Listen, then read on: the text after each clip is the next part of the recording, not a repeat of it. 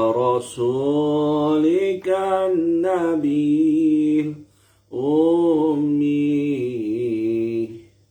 وعلى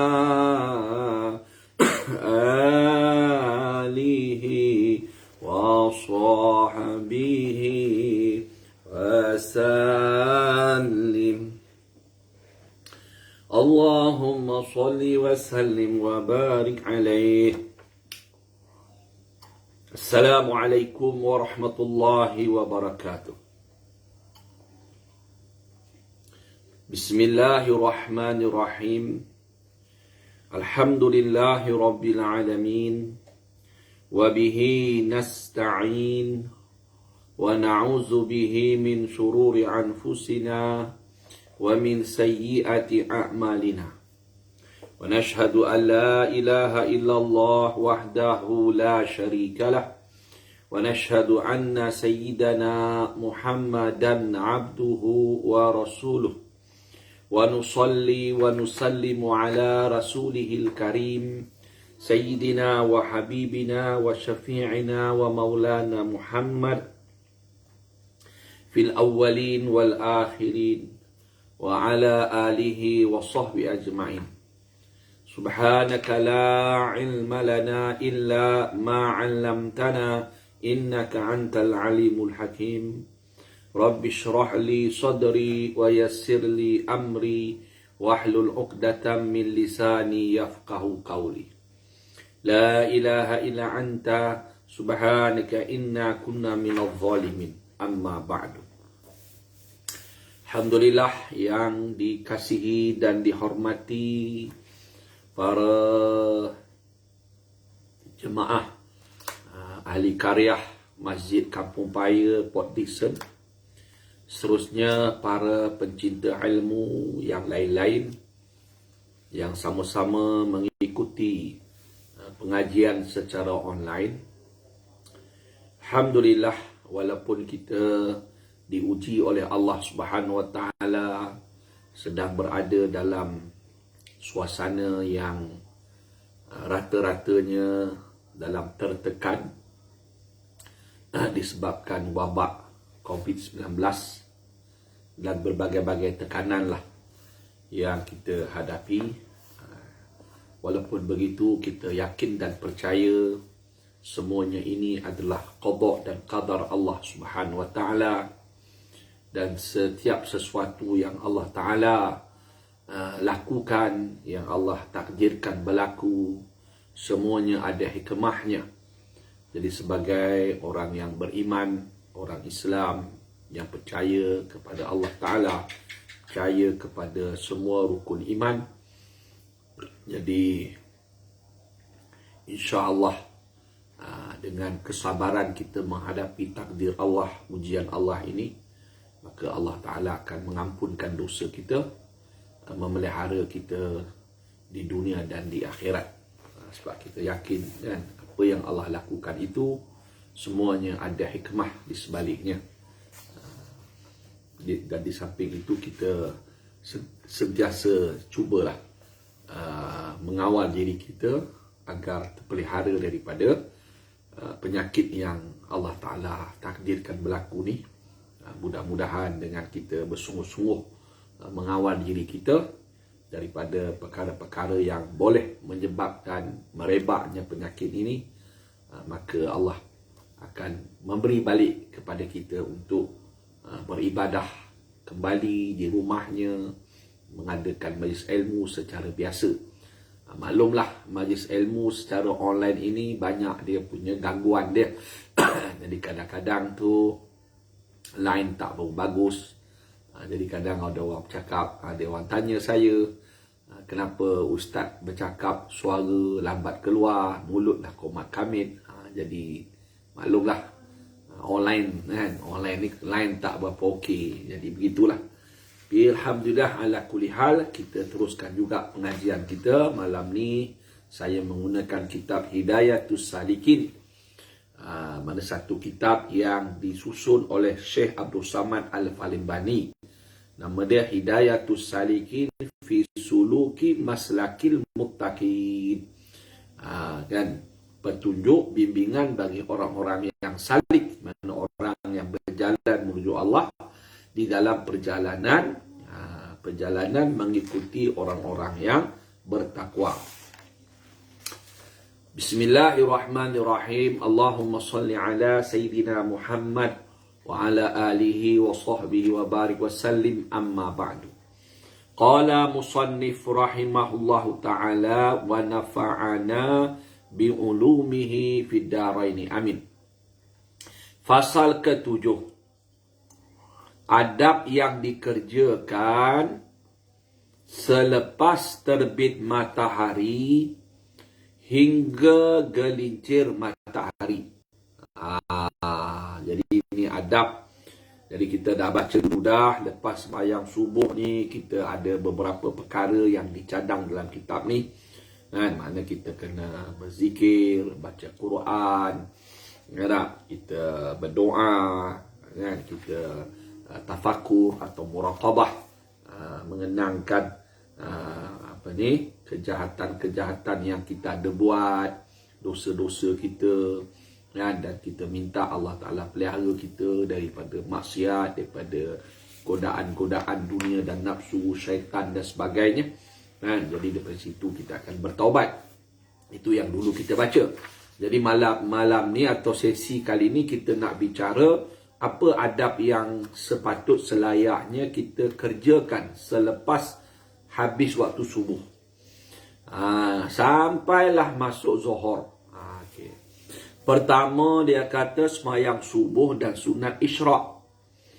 Apabila matahari terbit sekira-kira segalah, engkau hendaklah sembahyang 2 rakaat, iaitu sembahyang tadi itu sembahyang sunat isyraq. Sembahyang sunat isyraq. Kerana Nabi SAW bersabda, man shallal fajra fi jama'atin thumma qa'ada yazkurullaha ila tulu'i syamsi thumma shalla rak'ataini kanat lahu kajri hajjatin wa amratin tamatin atau kama qala rawahu Tirmizi. Maksudnya, sesiapa yang sembahyang subuh, siapa-siapa yang sembahyang subuh atau dipanggil sembahyang fajar berjamaah, kemudian ia duduk lepas habis sembahyang subuh berjamaah, ia duduk mengucap zikir, yakni summa qa'ada yazkurullah. Kemudian dia pun duduk mengingati Allah atau berzikir kepada Allah Ta'ala ila tulu'i syamsi, sehingga sampailah terbit matahari. Dipanggil syuruk lah. Zikir lepas subuh sampai syuruk. Kemudian ia bersembahyang 2 rakaat. 2 rakaat dipanggil sunat isyraq. Nescaya dianugerahkan baginya seperti pahala haji dan umrah dengan sempurnanya. Jadi Rasulullah sebut 3 kali sempurna. Dan siapa-siapa sembahyang subuh berjamaah, habis sembahyang subuh jemaah, dia pun duduklah berzikir pada Allah Ta'ala sampailah terbit matahari. Kan, jadi ulama' susullah terbit matahari itu waktu bila.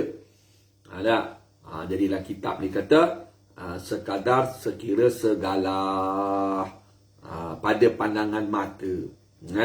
Pada pandangan mata. Kemudian bila matahari dah naik tadi tu, waktu syuruk tak boleh sembahyang lagi. Mana lepas matahari naik, lepas syuruk tu sekadar dalam 15 minit dah. Saya ada satu majlis, satu ulama falak daripada Johor. Orang tanya dia bila waktu isyraq, bila waktu duha. Jadi dia kata waktu isyraq dia sekitar 15 minit selepas syuruk. Kan? Kemudian duha dia kata sekitar 45 minit selepas syuruk. Jadi isyraq dengan duha ni, mana isyraq dulu? Isyraq sekitar 15 minit selepas syuruk. Duha masuknya waktu duha sekitar 45 minit, 40 minit atau 40 minit selepas syuruk. Itu beza dia, masa dia. Kan? Jadi bila semayang tu, lepas dia berzikir, lepas main subuh berjemaah dia berzikir, sampailah terbit matahari, sekadar segarah lah, atau 15 minit lepas syuruk. Kemudian dia pun semayang 2 rakaat. Rasulullah tak sebut main 2 rakaat apa, dalam kitab dia lah. Dalam kitab ni dia tak sebut semayang apa. Jadi adalah orang tadi tu mendapat ganjaran haji dan umrah sempurna. Yang sempurna. Yang sempurna. Yang sempurna. 3 kali Nabi SAW sebut. Maka sepatutnya engkau tidak meninggalkan semayang subuh secara berjemaah. Kata Syekh Abdul Samad Palembani. Sepatutnya, selayaknya kau jangan tinggalkan semayang subuh secara berjemaah. Sekurang-kurang berjemaah itu ialah 2 orang.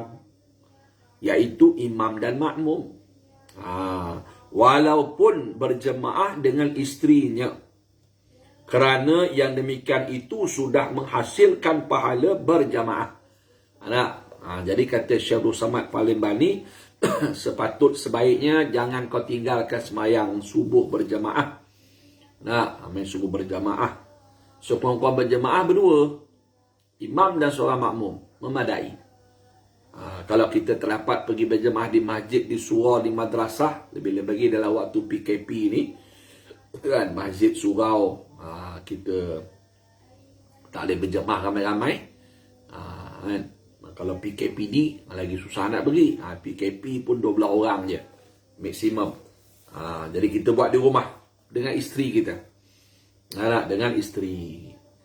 Kerana walaupun kita berjemaah dengan isteri di rumah, kita tetap dapat pahala berjamaah.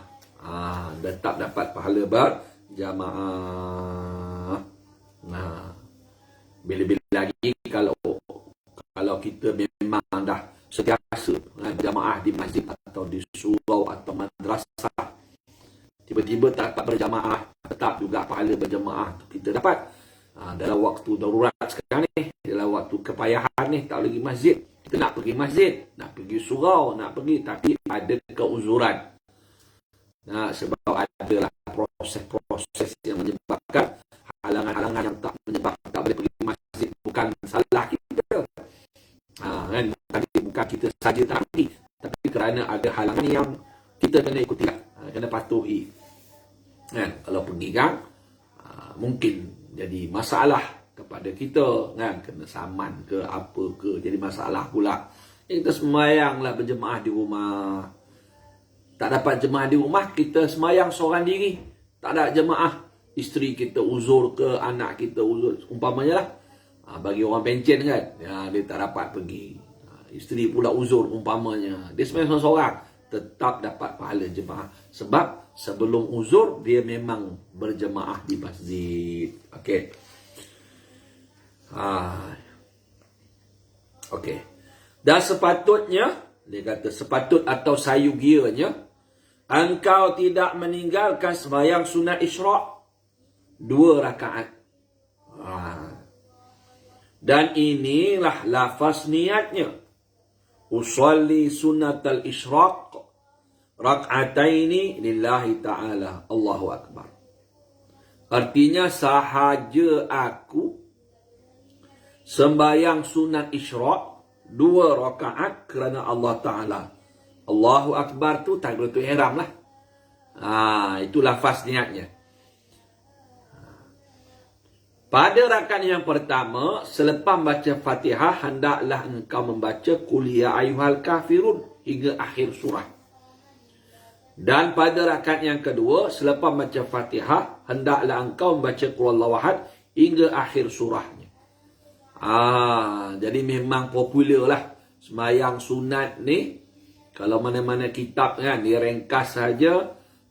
Rakaat pertama lepas Fatihah, Qul ya ayyuhal kafirun.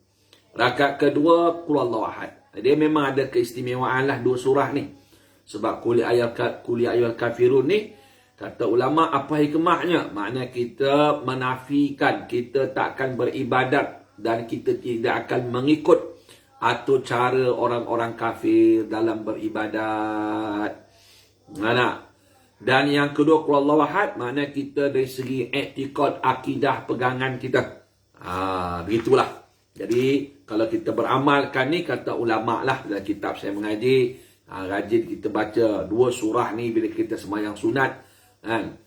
Maka mudah-mudahan akidah kita, keimanan kita terpelihara lah sehingga akhir hayat. Ini dia punya rahsia hikmah dia.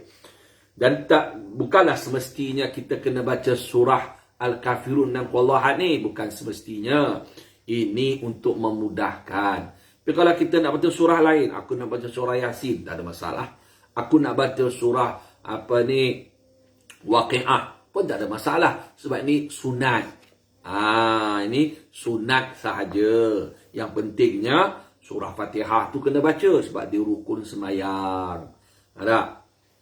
Jadi sebenarnya semayang sunat Isyraq dan duha ni ulama berbeza pendapat. Ulama-ulama berbeza pendapat. Kan? Kalau dalam kitab-kitab fiqh yang saya mengaji lah, dalam kitab-kitab fiqh yang mengaji, dia tak sebut pun sunat Isyraq. Dia hanya menyebut semayang sunat duha. Semayang Isyraq dia tak sebut lah. Kitab fiqh yang saya mengaji lah. Yang saya mengaji itu tak jumpa lagi. Cuma dalam kitab tasawuf seperti Hidayatus Salikin ada ditulis Isyraq, semayang sunat Isyraq. Jadi ada Isyraq tu satu semayang sunat yang lain, dan semayang duha satu sunat yang lain. Kerana ada sebahagian ulama berpendapat, dia berpendapat bahawasanya sunat Isyraq tak ada, yang hanya ada semayang sunat duha. Jadi duha itu adalah Isyraq, Isyraq itu adalah duha. Wallahu a'lam bisawab. Tapi lah kitab ni ada. Lah kitab ni kan. Lah kitab ni ada. Tapi tak ada masalah lah. Ini semua yang dan waktu semayang Isyraq ni saya sebut tadi lah. Saya ulang kaji balik. Semayang sunat Isyraq bukan masuk waktu syuruk. Lepas syuruk tu sekitar 15 minit. Sebab waktu syuruk tu masih waktu yang dilarang semayang lah. Masih waktu yang dilarang semayang, kecuali ada sebab tertentu. Okey. Itu kelebihan dia. Kelebihan dia dah terang dah. Sikit sebanyak ringkas. Kemudian dia kata lagi, doa selepas semayang sunat Isyraq. Selepas memberi salam, bacalah doa ini. Alhamdulillahilladzi ja'ala al-yawma 'afiyah wa ja'a bi syamsi min matla'iha. Allahumma rzuqni khaira hadzal yawm wadfa' anni syarrahu. Allahumma nawwir qalbi binuri hidayatika kama nawartal arda binuri syamsika abadan abada birahmatika ya arhamar rahimin. Jadi lepas kita bagi salam, kita pun berdoa lah. Jadi doa yang dia cadangkan dalam kitab ni. Nak baca doa lain pun boleh. Cuma ini sebahagian doa disusun. Kalau kita tak apa doa, bacalah doa apa yang baik-baik pun boleh. Jadi dalam kitab ni kata, lepas saja kita bagi salam, mungkinlah kita beristighfar dulu. Kita istighfar, kemudian kita pun berdoa lah. Jadi doanya, Alhamdulillahilladzi, puji-pujian itu bagi Allah Ta'ala. Alladzi ja'ala al-yawm, yang menjadikan hari ini afiyah. Afiat, Melayu kata afiat. Afiyah, yakni sejahtera. Waja'a bisyamsi min matla'iha, dan yang mendatangkan, mana Allah mendatangkan matahari daripada tempat terbitnya. Matahari terbit daripada sebelah timur. Kalau matahari terbit sebelah barat, pintu taubat dah tutup, nak kiamat dekat dah. Kan? Jadi masih lagi, mana dia memuji Allah Ta'ala kerana Allah menjadikan hari ini ada afiat. Apa dia afiat? Afiat ini adalah sejahtera daripada balak. Kan? Afiat ni, mengikut apa kata guru saya, afiat ni sejahtera daripada balak. Kita panggil afiat. Kan? Tapi afiat ini dalam sebagian kitab hikam, kan, orang ziarah satu ulama wali Allah lah, sama ada Abu Hasan Asyizili atau Abu Abbas Al-Mursi. Salah seorang lah. Jadi orang ziarah tengok dia ni penyakit berak, sakit perut lah menyebabkan kematian dia. Jadi dia orang tanya, dia orang kata, kenapa Tuan Syekh tak minta doa pada Allah afiat? Jadi kita faham afiat ni tak kena penyakit. Kan, yang kita faham lah, sihat wal afiat, mana sihat dan afiat, mana tak kena penyakit. Rupanya kata wali Allah tu, dia kata Sayyidina Umar minta afiat, mati kena bunuh. Sayyidina Ali minta afiat, mati kena bunuh. Sayyidina Osman minta afiat pun mati kena bunuh. Jadi afiat ini sebenarnya adalah walaupun mati dibunuh, walaupun mati dalam penyakit, walaupun mati dalam peperangan sebagainya kan, penyakit kronik ke, itu yang pentingnya kita dapat mati dalam husnul khatimah, mati dengan iman, mati dalam keadaan Allah redha, itu afiat lah. Itu pun afiat lah. Walaupun mati kita kena bunuh ke, mati kena tikam ke, apa saja kematian, sebab-sebab itu tak menjadi apa-apa masalah. Yang pentingnya mati itu dalam husnul khatimah, yakni mati dalam keredaan Allah Ta'ala. Mati dengan dapat mengingati Allah Ta'ala. Sayyidina Hamzah radhiyallahu anhu, bapa saudara Nabi, dia mati syahid. Kemudian dah mati itu pula orang belah dada, korek jantung dia, potong telinga, Masya Allah kan? Itu afiat lah tu. Itu afiat lah. Walaupun pada zahirnya jasadnya dicincang, dibelah kan, tapi itu afiat. Gitu kan? Jadi afiat ni selamat pada bala. Maksudnya bala yang paling besar adalah kemurkaan Allah Ta'ala. Itulah paling besar. Tapi kalau kita sehat, hidup dalam kemewahan, hidup dalam kesenangan, dalam masa yang sama kita tak tunduk patuh kepada Allah, kita buat benda Allah murka, meninggalkan ajaran agama Islam, kan, tak berasa bersalah buat maksiat, walaupun hidup dalam kemewahan, yang tu seperti Qarun, seperti Fir'aun. Walaupun hebat, ada kekuasaan, kekayaan, tetapi mereka tidak afiat. Jadi afiat di sini, walaupun kita dalam bencana sebagainya, ataupun kita dalam apa situasi keadaan, tetapi kita dalam rahmat Allah, dalam pemeliharaan Allah, akidah kita, keimanan kita, keislaman kita tidak ada cacatnya. Okey, jadi itu sikitlah baru ni makna terjemah tu. Pujian itu bagi Allah yang menjadikan hari ini sejahtera dan mendatangkan matahari daripada tempat terbitnya. Tu doa dia. Allahumma rzuqni khaira hadzal yaum. Ya Allah, rezekikanlah kepadaku kebaikan hari ini. Wadfa anni syarrahu, dan elakkanlah daripada aku syarrahu, akan keburukannya, keburukan yang ada dalam hari ini. Allahumma nawwir qalbi binuri hidayatika. Ya Allah, sinarilah cahaya pada hatiku dengan cahaya hidayatmu. Kama nawwartal arda binuri syamsika. Sebagaimana yang engkau sinari akan bumi dengan cahaya mataharimu, abadan abada, selama-lamanya. Birahmatika ya arhamar rahimin, dengan rahmatmu sahaja, wahai Tuhan yang maha pengasih. Ini doa yang dicadangkan kita membaca ketika selepas mayang sunat istikharah. Lepas mayang sunat istikharah. Jadi ya Allah, segala puji bagi engkau kan. Tapi mana kita dah selawat, doa kena ada selawat lah. Doa-doa sebegini, doa sebegini kita kena ada selawat. Sebab kalau tak selawat, doa tu tak lepas ke langit. Doa masuk tandas, doa buka baju, doa buat kenderaan, tak perlu nak selawat. Itu termasuk zikir-zikir yang disunatkan. Itu Tak selawat pun tak apa. Tapi kalau kita nak selawat, itu lebih bagus.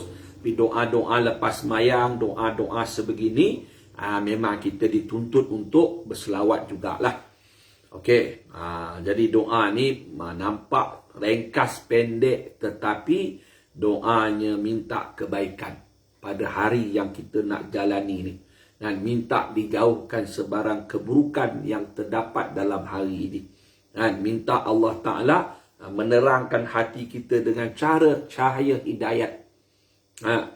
Bila Allah bagi hidayat, mana kita akan memahami Quran, kita memahami urusan agama.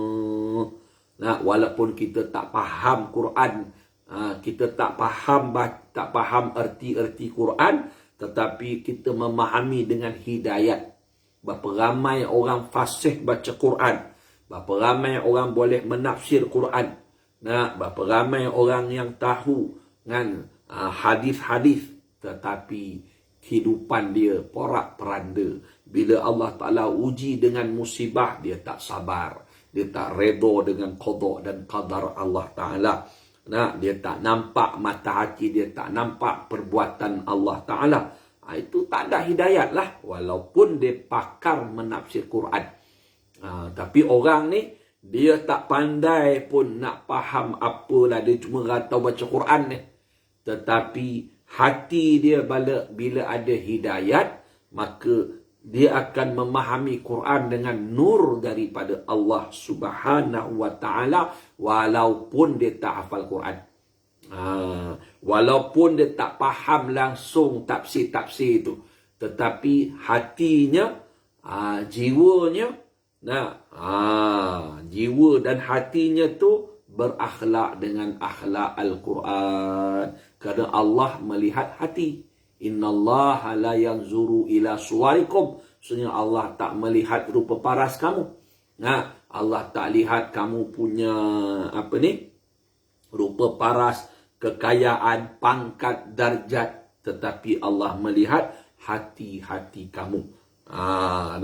Hati-hati kamu. Kalau hati tak ada dengki, hati tak ada tamak, hati tak ada gila kuasa, hati tak ada nakkan sanjungan, tak ada sombong, tak ada riak dan sebagainya, itu hidayat lah tu.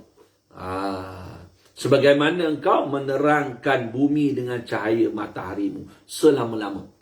Selama-lama kita minta ni. Mana Allah bagi kita hidayat dalam hati kita selama-lama. Itulah doa dan yang dicadang dalam kitab ni. Okey. Ketiga, semayang sunat istikharah dan doa bagi sesuatu hajat. Jadi dia kata tu selepas itu, kata Syekh Abdul Samad Falimbani, mana lepas kita sembahyang sunat isyraq, sembayangkan pula sunat istikharah 2 rakaat juga. Lafaz niatnya, usalli sunnatal istikharati rak'ataini lillahi ta'ala. Allahu Akbar. Allahu Akbar tu takbiratul ihram lah. Artinya sahaja aku sembahyang sunat istikharah 2 rakaat kerana Allah Ta'ala. Allahu Akbar itu, Allah Maha Besar, itu dia punya lafaz takbiratul ihram.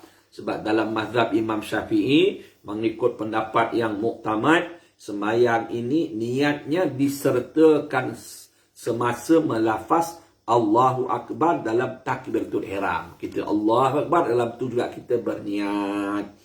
Jadi sembahyang sunat istikharah ni ikut dalam kitab ni, kita buat tu awal hari. Mana selepas sembahyang subuh berjemaah, kita berzikir, wirid-wirid sampailah terbit matahari. Kemudian masuk waktu isyraq, kita sembahyang sunat isyraq. Habis sunat isyraq 2 rakaat, kita doa. Kemudian kita bangun pula sembahyang sunat istikharah.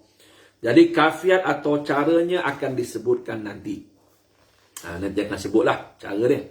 Jika kamu ada sesuatu hajat yang terpaksa dikerjakannya. Kita ada hajat.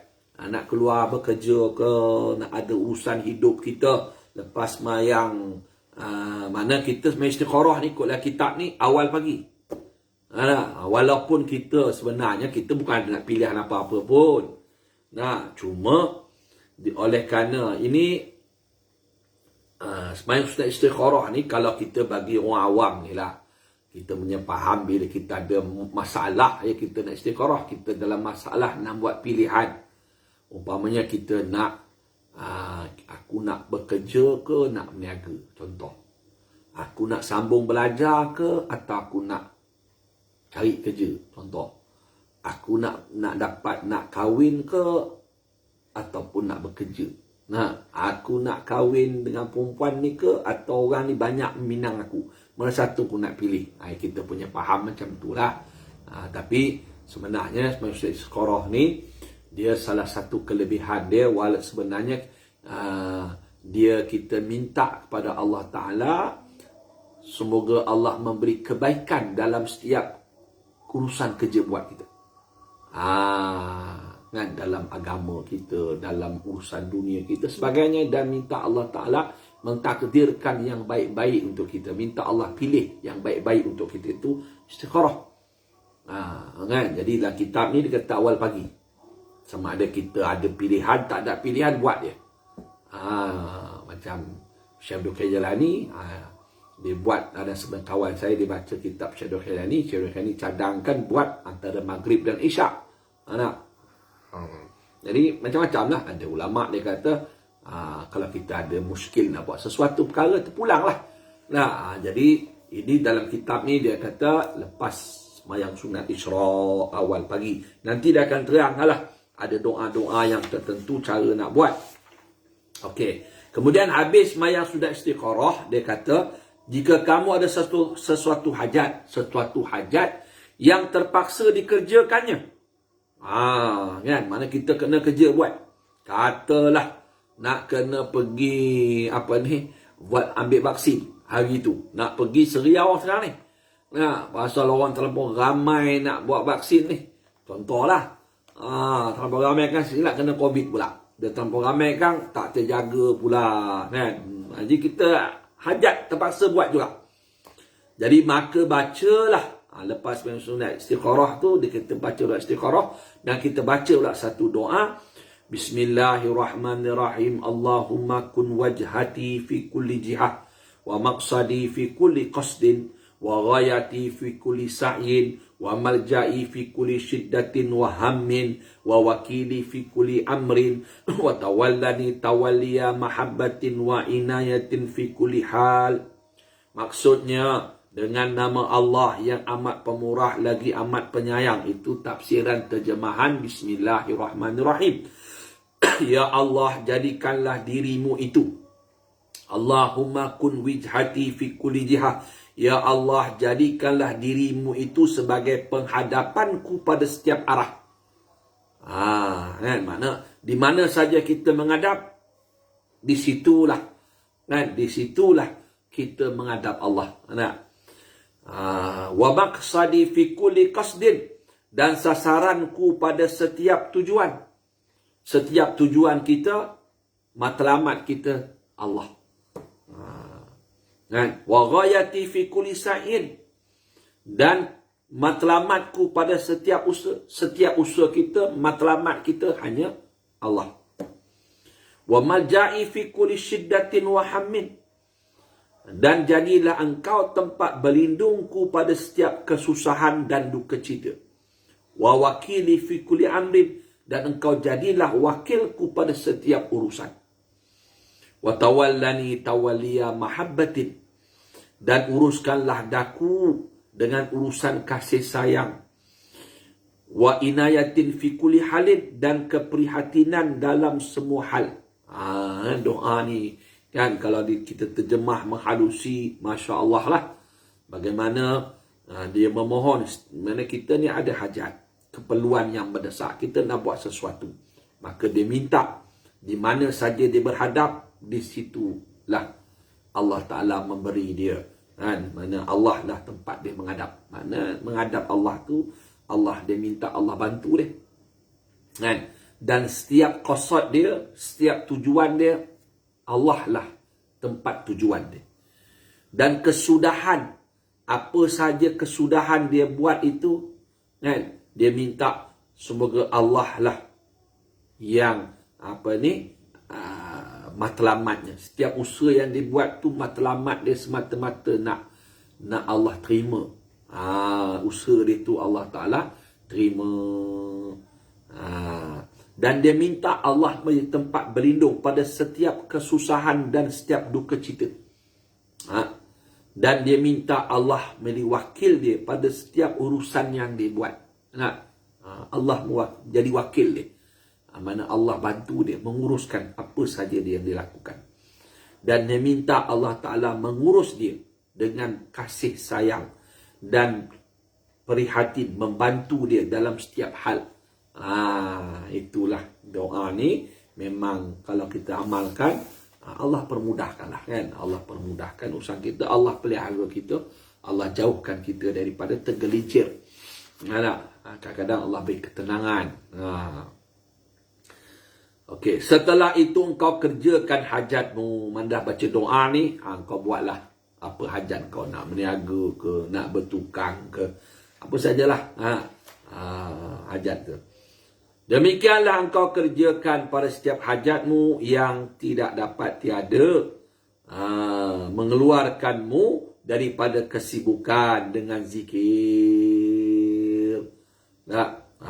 Jadi bila kau nak buat sesuatu di awal hari, bacalah doa ni. Maksud dia, bacalah doa ni.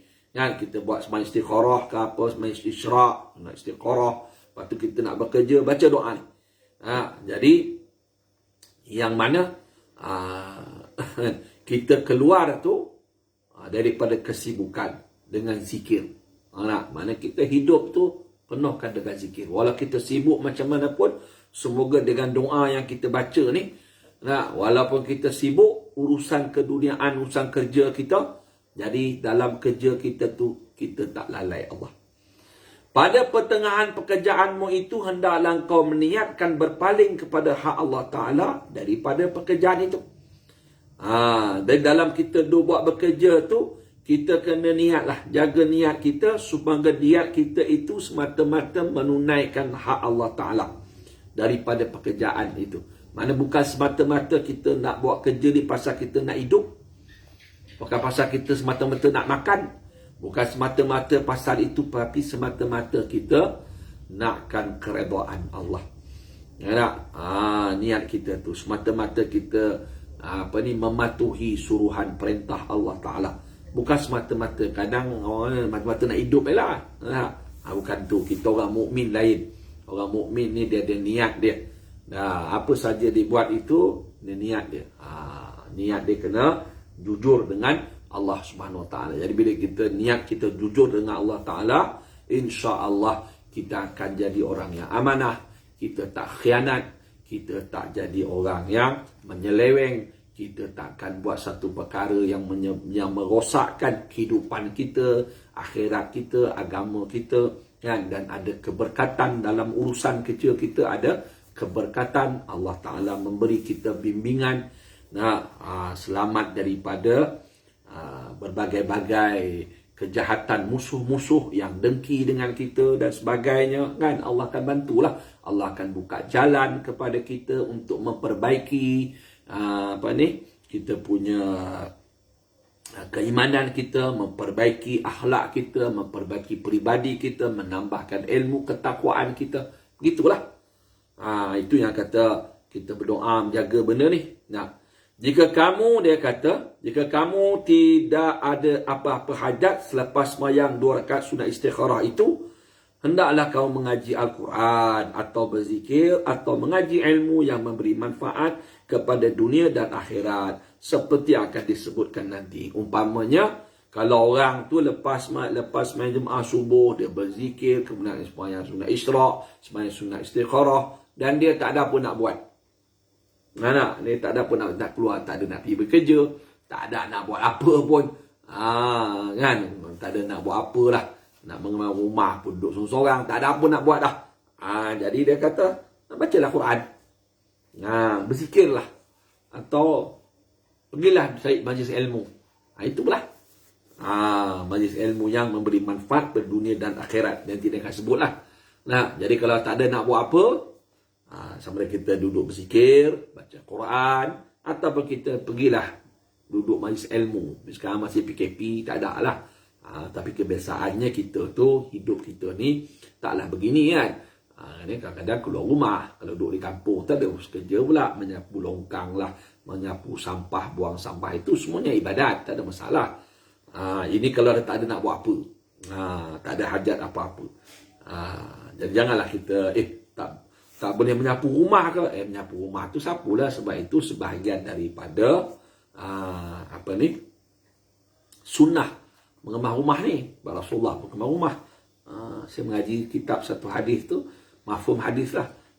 Di Madinah tu boleh beza. Kalau rumah orang mukmin dengan orang Yahudi ni, orang kafir ni, rumah orang kafir ni berselerak tabak. Tahu selerak tabak lah kot, maknanya tak berkemas. Tapi kalau rumah orang mukmin ni kemas, kan, bersih, kemas, kan. Itulah rumah-rumah Yahudi tak. Dia orang rumah, dia orang berselera, kan. Kau malas lah hidup dia orang perlu dengan, sebab malas minum arak sebagainya. Jadi kesan tarbiyah daripada Nabi SAW itu, jadi orang Arab jahiliyah ni hidup dulu dalam berbagai-bagai kerosakan, tapi dengan tarbiyah, didikan daripada Nabi SAW, maka mereka berpribadi yang baik, berpribadi akhlak yang baik. Sehingga zahir kebaikan itu dalam setiap orang mata melihat itu, nampak kebaikan-kebaikan itu terserlah. Jadi kita begitulah, mudah-mudahan kita dapat beramal dengan apa yang disarankan dalam kitab ni, kan. Jadi kita akan dapat matlamat, tak ada lain lah. Kalau kita baca perhalusi apa yang ditulis ni, semuanya nak membawa kita kenal Allah, supaya Allah pelihara iman kita, membimbing kita, membantu kita, memelihara daripada kemurkaannya, menyelamatkan kita daripada kemurkaan Allah di dunia dan di akhirat, tak ada lain. Supaya urusan kerja kita itu jadi ibadat dan sebagainya. Itu sajalah. Kalau kita pahalusi, inilah kita jadi orang Islam, jadi orang mukmin. Untungnya kita, kerana kita ada Allah. Kita ada Allah, kita ada Rasulullah SAW. Jadi untungnya kita, kerana kita ada Allah dan Rasulullah SAW, maka kita sentiasa mendapat kebaikan-kebaikan. Walaupun pada zahirnya kemungkinan orang tengok kita seumpamanya dalam kesusahan dan sebagainya, tetapi bila kita ada Allah dan Rasulullah SAW, maka kita akan banyak mendapat kebaikan-kebaikan daripada Allah Subhanahu wa Ta'ala. Jadi inilah prosesnya. Jadi saya berhenti takat ni dulu. Mudah-mudahan kita mendapat manfaat. Saya mohon maaf kalau ada salah silap dalam tutur kata. Kalau lain tak apa-apa bagus, mohon maaf lah. Sebab kadang-kadang lain tak cantik juga, kan. Jadi yang baik-baik itu daripada Allah Subhanahu Wa Taala, yang buruk itu daripada nafsu dan kejahilan yang ada pada saya. Sedikit sebanyak manfaat yang kita kongsikan bersama, semata-mata limpah kurnia Allah Subhanahu Wa Taala. Limpah kurnia Allah Ta'ala dengan keberkatan junjungan besar kita Nabi Muhammad sallallahu alaihi wasallam, keberkatan para sahabat, keberkatan para wali Allah, keberkatan para ulama yang ikhlas berkhidmat kepada agama, dengan keberkatan yang saya kasihi dan sanjungi almarhum tuan guru saya yang mentarbiah saya, dan juga tok-tok guru, ustaz-ustaz yang mengajar mendidik saya, dan juga dengan keberkatan doa-doa ibu dan ayah kita, doa-doa muslimin dan muslimat, mukminin dan mukminat. Semoga Allah Ta'ala memberkati kita, merahmati kita, mengampun dosa kita. Kita hadiahkan Fatihah kepada mereka. Al-Fatihah. Bismillahirrahmanirrahim. Alhamdulillahi Rabbil Alamin. Ar-Rahmanirrahim. Maliki Yawmiddin. إياك نعبد وإياك نستعين اهدنا الصراط المستقيم صراط الذين أنعمت عليهم غير المغضوب عليهم ولا الضالين آمين وبالله التوفيق والهداية والسلام عليكم ورحمة الله وبركاته.